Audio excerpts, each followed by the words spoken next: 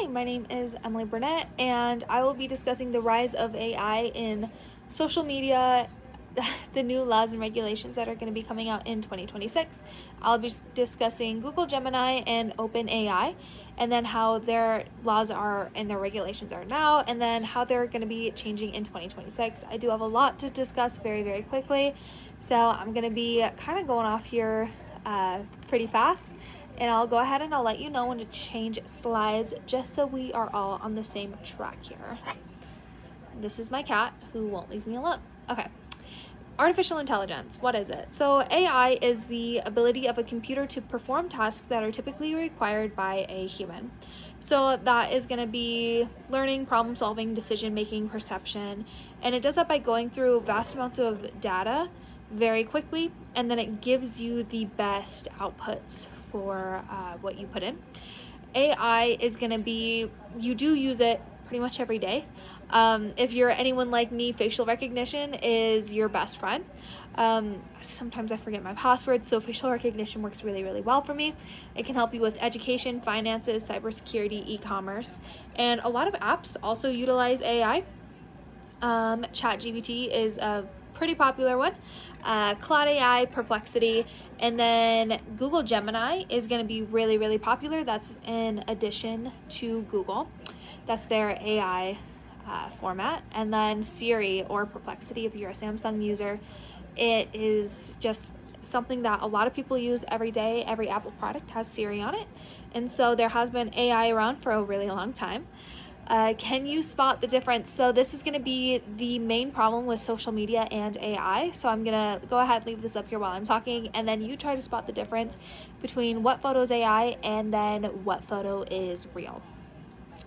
So if you've been scrolling social media recently, I'm sure you've seen it in the comments where people are arguing if something is real, if it's fake, is it AI, kind of what is it?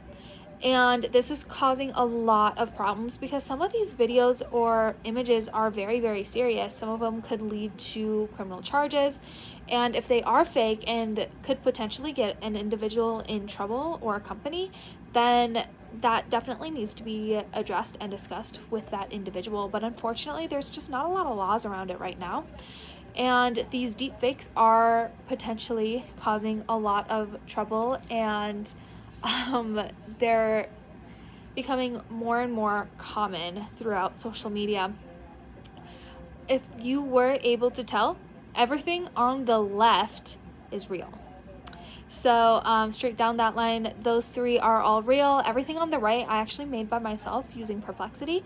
So if you weren't able to tell a difference, don't worry about it. You are not alone. A lot of people are having trouble telling the difference because it's hard. They're not labeled, and they're just kind of out there floating around. If you go to the next slide here, some basic rules about Google Gemini. So Google Gemini is going to be one of the ones that I see the most often at my work. I'm a waitress and a bartender, and anytime someone has trouble with something or they need me to Google something for them, I always try to help them out. And a lot of the times they utilize Google Gemini and they don't actually know that it's AI. They just think it's this cool new extension to Google. And unfortunately, it creates a lot of animosity towards Google Gemini, and then usually the individual just goes ahead and uses Safari instead. But some of the rules with Google Gemini that I want to focus on, a lot of them are pretty basic. No misinformation on sensitive topics is the first one that I wanted to touch on, just because it's pretty vague. It doesn't give a definition over what sensitive topics are. So it could be pretty much anything. It really leaves an open door for that to be perceived in any way. If you go to the next slide, here's some more rules. It does talk about copyright infringement. It talks about personal doxing, transparency. It talks about bias mitigation and cultural sensitivity. Cultural sensitivity is one that I also wanted to talk about a little bit because it could be anything.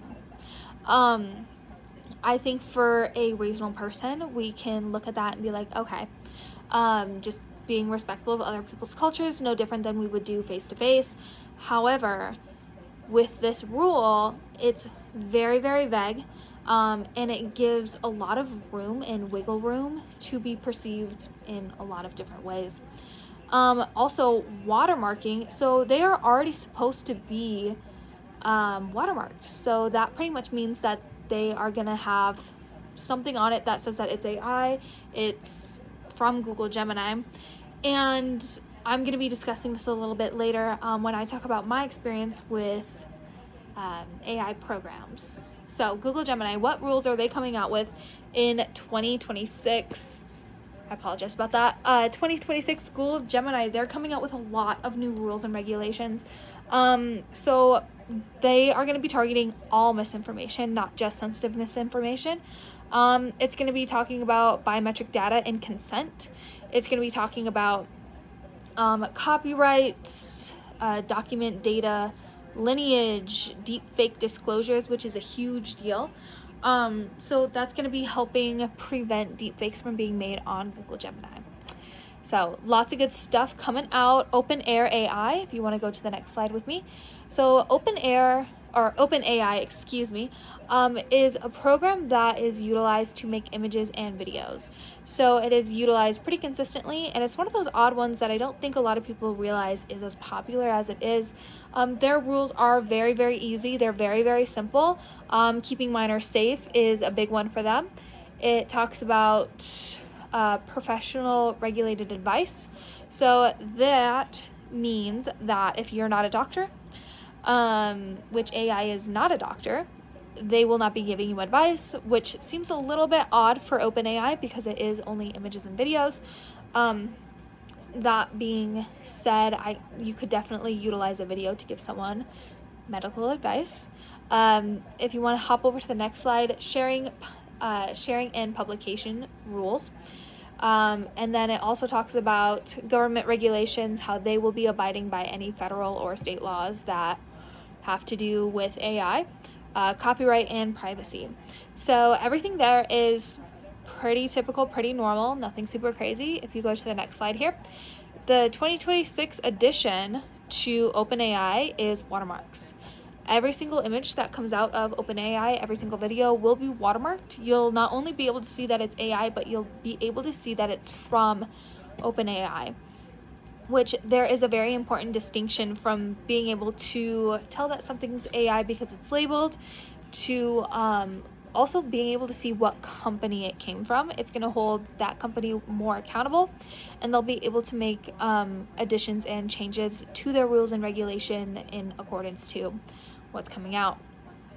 If you want to go to the next slide, my experience with AI guidelines. So I did go ahead and I violated the guidelines on purpose of both OpenAI and Google Gemini. OpenAI actually did go ahead and make the video. I went ahead and I asked it to make a video of Chris Evans singing happy birthday to my friend Bob. I was able to get a video of a man who looked kind of like Chris Evans. And I wasn't able to hear anything that he was saying. However, I will say that technically, yes, it answered my prompt. However, the video was borderline unusable. It looked nothing like Chris Evans, and my friend would be very disappointed if I sent that to him.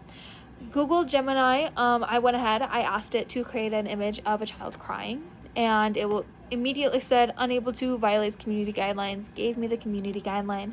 Then it gave me prompts to go ahead and change it.